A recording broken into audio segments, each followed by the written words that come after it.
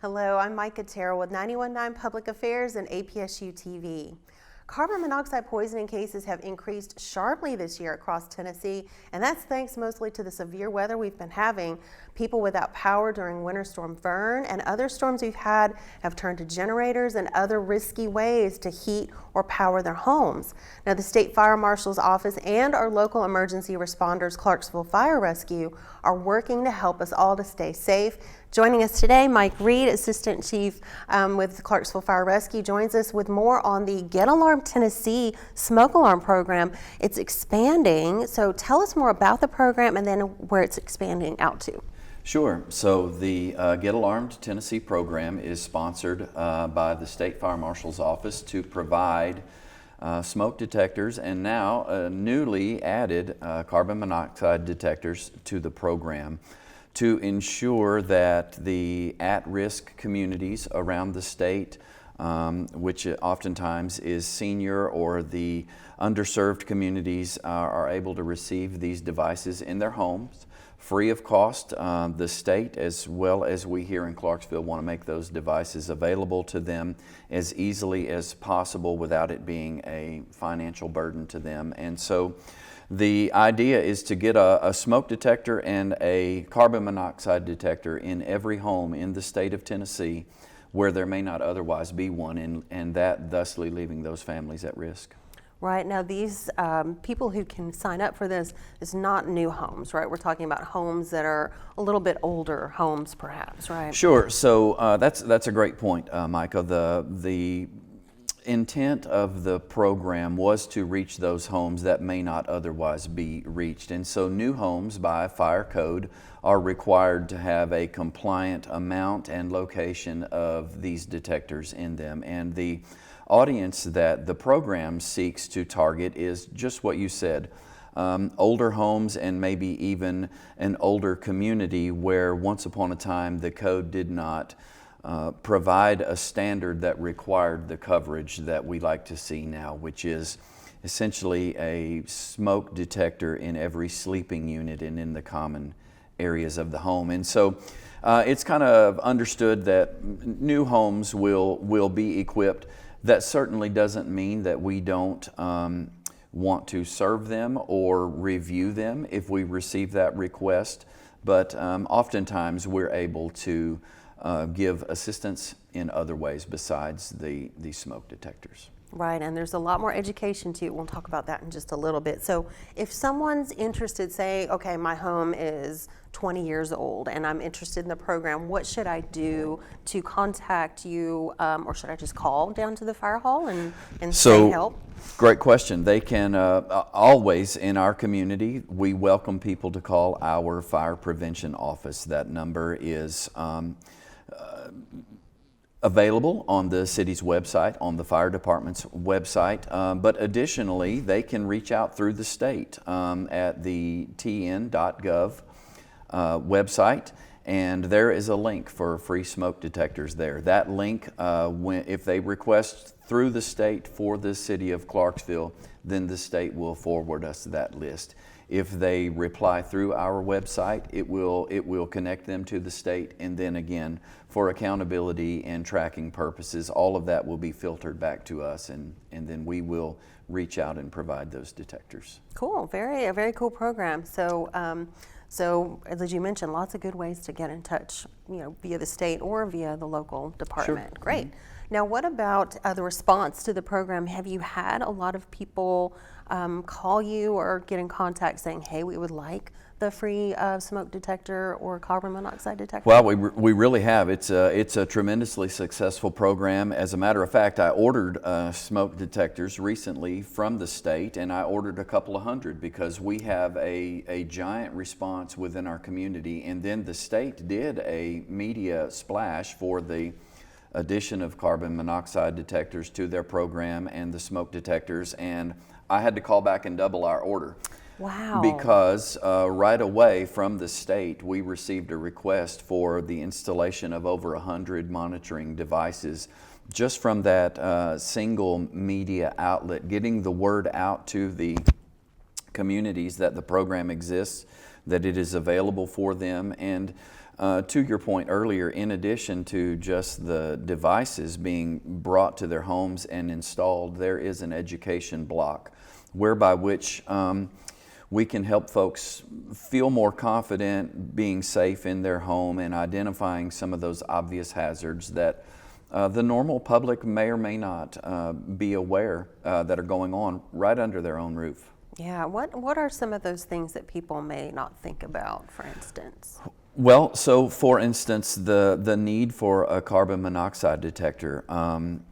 Any fuel-fired appliance in a home that has a pilot light has the potential to emit carbon monoxide. And so we try to identify those appliances, suggest the need for those detectors. But beyond that, for a lot of our senior community, we look for slips, trips, and falls hazards that we can help mitigate.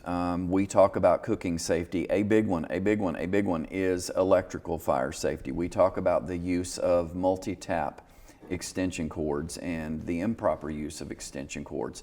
Of course, in the wintertime, space heaters, and just those things that are so convenient in our lives and so necessary in the moment, but used improperly can become so dangerous. You're right, and I think especially the power strips that you're talking about with the little multiple, I mean, people, ooh, there's a lot of that, I know, and that's, very concerning.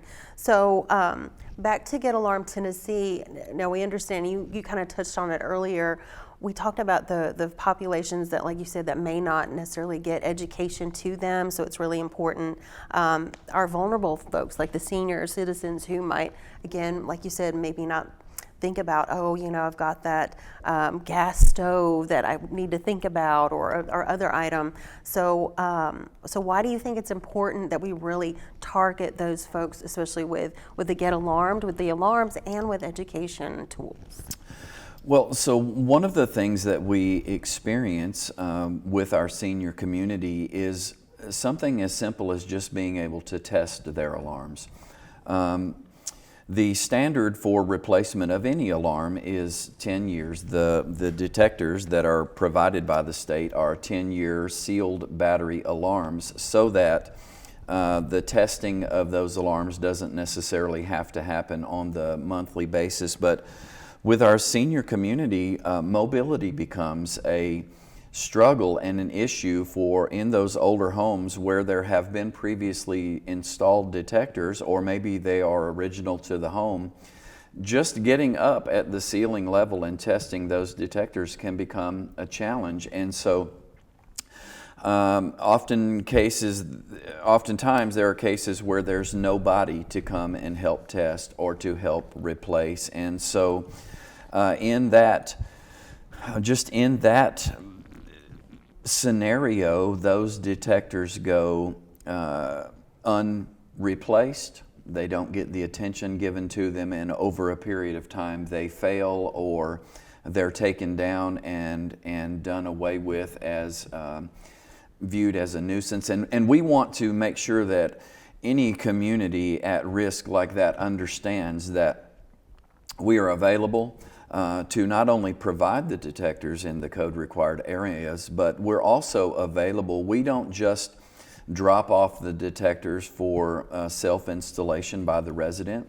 The fire department will install them and give that block of instruction on how they work and how to respond to them. And so we kind of attack it that way. No, that's really important, because again, with family members of my own who are older, it's really important to, and maybe their younger family aren't always there to check things and make sure the batteries are current or that sort of thing. So that's great that the fire department's there to help out. Yeah, sure. Just something as simple as climbing up on a 2 or 3 step ladder can become a challenge and a fear that some in our community are just not willing to take on, or physically just not able to.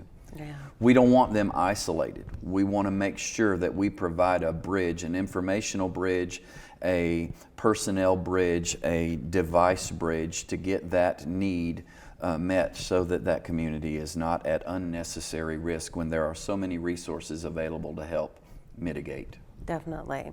And if you're just tuning in here on 91.9 FM or on APSU-TV, I'm Micca Terrell. I'm speaking with Mike Reed with the Clarksville Fire Rescue about carbon monoxide concerns and how you can get safe with the Get Alarm Tennessee and the now giving away carbon monoxide detectors, which is great. So let's talk about, I know we discussed at the outset that carbon monoxide poisoning cases have risen statewide. I know in Nashville they mentioned Vanderbilt had seen like 50 people in this so far this year.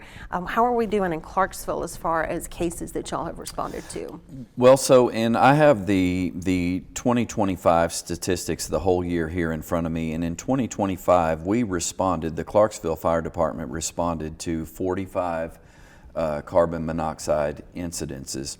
Now, within that, some of those were going to be faulty detectors that had aged out. But anytime we have a number that high, we can't assume that that's going to all be false alarms or faulty alarms. And the onset of the calls is the need for gas appliances that are so much more readily available now instead of electric, and things as simple as people not realizing that if you grill with a charcoal grill and then pull your grill inside of the house before the charcoals are completely extinguished, it will permeate a structure with carbon monoxide.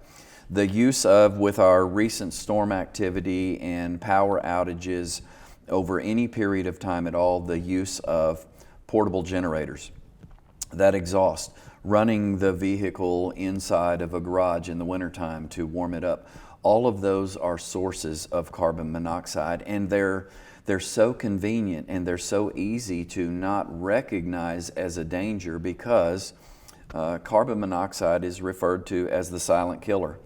You can't see it, taste it, smell it, hear it. It doesn't present to the senses until oftentimes it's very late in the game, or unfortunately too late in the game. And so really our increase drives our increase for the need to educate our public about what the sources of carbon monoxide are, to make sure that this program is available to them and that it is widely known, it's accessible, and then we respond with a priority to those that reach out to us so that we can educate and provide those devices to hopefully offset this number. In a perfect world, we would drive this 45 down to zero because people would have been educated to the point, or if not drive it down to zero, at least educate our public to have the devices and then how to respond and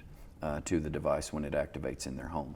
Definitely, and hopefully this segment will help with some of that. Hopefully get that message out.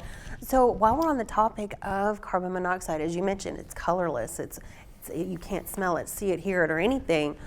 What are some of the symptoms someone might have if they may be being affected by CO? Sure, great question. So anytime that there is an identified source of carbon monoxide, which would be any free burning around or inside the home, complements of a gas appliance, a pilot light for said appliance, gas logs in the wintertime could be a normal use. Typically, the early onset is a headache or nausea. It's important that if that happens in an environment where carbon monoxide could be present and there is not a detector that would alert them, it's important to not just shrug that off as I'm not really feeling well, because in that environment, the fire department is able to come in and monitor and determine whether or not there is a threat there. But unfortunately, Micah, if that is ignored and the kind of the next stage is that getting sleepy, or oftentimes when that onset is felt, people will go to bed, they'll go to sleep in an effort to kind of sleep off that headache or that nausea, and the symptoms increase. And develop a cherry red skin, and there is a series of downward progression that would go through, and ultimately could lead to a fatal situation. It is a toxic gas, and it can be fatal. Very sad and very serious, right? Very serious. People really need to think about that. And apparently, we all in the Clarksville area who have been here in 2010 timeframe, in 2011, we all probably remember, or most of us probably remember, the news about the Bikers Who Care, the 5 folks who were at the benefit toy run who sadly lost their lives because their CO detector wasn't working. So is that still, I guess, a thing that's top of mind for maybe some of us folks who've been here a while, perhaps? Of course, we always want to remember and honor those in our community that we lost, and again, it's a great opportunity to, unfortunately, we want to capture that opportunity, that event. It's not an opportunity, but that event, and use it as an educational tool for our community. And that was an example of exhaust from a generator, permeating a small space. And there again, what you would experience with your senses are not immediately and readily noticeable. And I think the 5 that perished there, they went to sleep with an exposure close by, and unfortunately in their sleep they never realized that the effects were affecting them. Unfortunately, until it was too late. And I want to point out too, Micah, I think it's important to be said that a lot of the standards and the parts per million that are monitored by the devices and how they will affect a person, that is on the parts per million is not on a sliding scale, but how an individual is affected is on a sliding scale. For instance, an infant in an environment may respond very more quickly to exposure than somebody who is middle-aged, strong, otherwise healthy.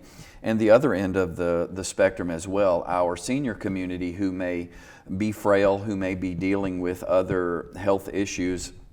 The two ends of the spectrum may become a lot more susceptible to a lot less exposure than a young, middle-aged, or otherwise healthy person. So it's important to note those changes coming on and at least ask the questions, can this be because I am exposed to something that is doing harm to my body? Right, and that education again coming in, which is so important. Sure. So yeah, definitely.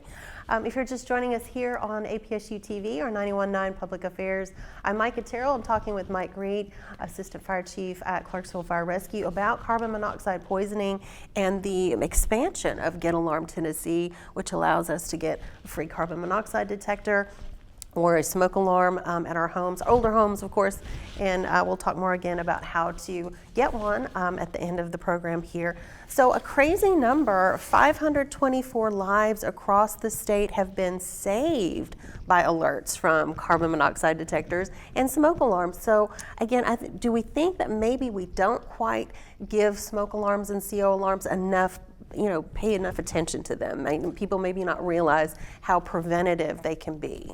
Yeah, sure. So first of all, I want to join with the state of Tennessee to celebrate that number. That is an amazing number. That is entire communities in some cases in our small towns. And it's important to remember that with today's synthetics that furniture and furnishings are made out of, and the lighter weight construction that a lot of our buildings are now being built with, that those devices, that smoke detector and that carbon monoxide detector, they are an emergency worker effectively that lives inside of your home. They never need to sleep, they never need to eat, they're always on ready standby, because the importance especially is because that a lot of times with those things that I just mentioned being on fire, a dwelling, a home can become untenable either by temperature and or by toxic smoke within a matter of 2 or 3 minutes. And so even though Clarksville is an ISO rated 2 fire department, which is exceptional, 1 being the best, and we are a 2 out of 10. That being exceptional, we don't often get the opportunity to be able to respond within the same amount of time that that smoke detector would alert an occupant and be able to get them out of that home. We depend on those devices as much as the person living there depends on those devices to help keep that public safe. Right, and then as you mentioned before, in case people were just tuning in to see, Clarksville Fire Rescue is a very vital part of that bridge, as you mentioned, where if you need help with one being installed, you're a phone call away, basically, and then if you need help maintaining it, again, you're there, easily reachable. Yeah, and thank you for bringing that up, because I want to make sure that it's clear to our community to, we live in a world anymore where anytime somebody exposes their information to a public platform, there's always a fear that who's my information going to be sold to, given to, what emails, what phone calls am I going to receive because I reached out. And I want to dispel that fear with this program, because when Clarksville Fire Rescue is reached out through the Get Alarm Tennessee program, a fire truck will show up at the requester's residence. We will not hand off the detectors and thusly leave them with the need to know how or be able to install. We will install. We will provide a block of education to that homeowner, how their detectors work, what the expectation of them can be. And then when all of that is satisfied, we will go away and we maintain those records internally. The state maintains those records for fire tracking, but that information is secure. That's not sold to marketing. That's not given away. Our desire here is not to provide anybody any means of information to reach out from a sales platform later on. We literally and only are interested in protecting our community and being there to help facilitate that in whatever way we can. And that's wonderful to hear, because I know we all get those scam texts and calls, and and we know that that's not going to happen. So that's wonderful. Now, what other educational tools? We mentioned obviously the smoke detectors and the fire alarms, and you touched a little bit on some education that the responding crews will give to the homeowners in the installation of the fire alarms or the smoke alarm or the carbon monoxide. But what other tools, if folks are listening and like, hey, I really want to educate my family or my Boy Scout troop or my Girl Scout troop or my church group or anybody like that, what can they do to get that education from Clarksville Fire Rescue? Okay, great question. And as a matter of fact, we have, through the Fire Prevention Division, we have a public education arm that is a priority for us. We last year, before the 2026 year, we had tracked from February until the end of year, standing in front of over 40,000 members of our community face to face, where we shared public education. And so through the same website that they can request a smoke detector, we have a fire prevention tab there that will have a public education tab. And so any group in our community, civic or otherwise, can reach out to the department through that tab and schedule a public education where a member of our team or a member of the suppression team comes to their location. A lot of times a truck is requested, a lot of times education is requested. We can show up with a specific design, with a specific target, and provide that education to groups, to individual. In some cases, we have props where we can teach the use of fire extinguishers. We have a tremendous relationship with our school system, and so we are regularly getting invited out, and we love that, because when we get the opportunity to educate a child, we have effectively educated a future adult. And so getting to stand in front of our children with age-appropriate education, starting all the way at the kindergarten through the high school level, we are educating them throughout that system appropriate to their age, with the goal in mind that by the time we launch them into our community as an adult resident or a pre-adult resident, that they are well educated with ways to stay fire safe in their life, in their home, and in their community. And it's true, because I have a 7-year-old who's like, hey Mom, do we have a fire plan to escape? And it's like, oh, thank you. Because again, y'all came to visit and said, hey, we need to learn this. So do we have 2 different ways to get out of every room? I mean, it's so important. It's so important. So thank you for doing that. So Mike, we talked about a lot of things. What did we not touch on that you want to make sure to bring up before we wrap up today? Well, we've talked about a lot of important things. It is important, as you just said, for folks to have a plan to get out of their home during an emergency. A lot of people will learn that the devices alert them to problems, but we want to make sure that parents are communicating with one another and with their children about 2 ways to get out of their home, and then a safe meeting place. I always like to talk about, and I'll be brief with this, generations ago, the safe meeting place was taught as meet at the mailbox, and we've become such a more dense community, and the fire department response is so much larger now than it once was. At the mailbox, typically that's the street side of an address. We've got a lot of emergency equipment that is responding there under emergency traffic. A number of fire trucks, police, ambulance, possibly CDE and other service providers. And when we've got a small child that may be standing at that mailbox in the middle of the night, they are below a plane of view oftentimes, and we don't want to take the risk that they're invisible. And so I would like to just get out to the community to talk about a safe place once they're out of their house, should the parents and the children get separated. Be that a neighbor's front porch, if they've communicated with that neighbor and they know that neighbor, or a back corner of the backyard, or a tree somewhere remote from that response position that we're going to take our tactical platform, because we just don't want to introduce little people to that environment unnecessarily. Beyond that, I would welcome to my office, the Fire Prevention Office, the Fire Marshal's office. We welcome a call with any question that we can help bring clarity or comfort to anybody about any fire safety concern that they may have. We welcome that call, and we will do our very best to assist.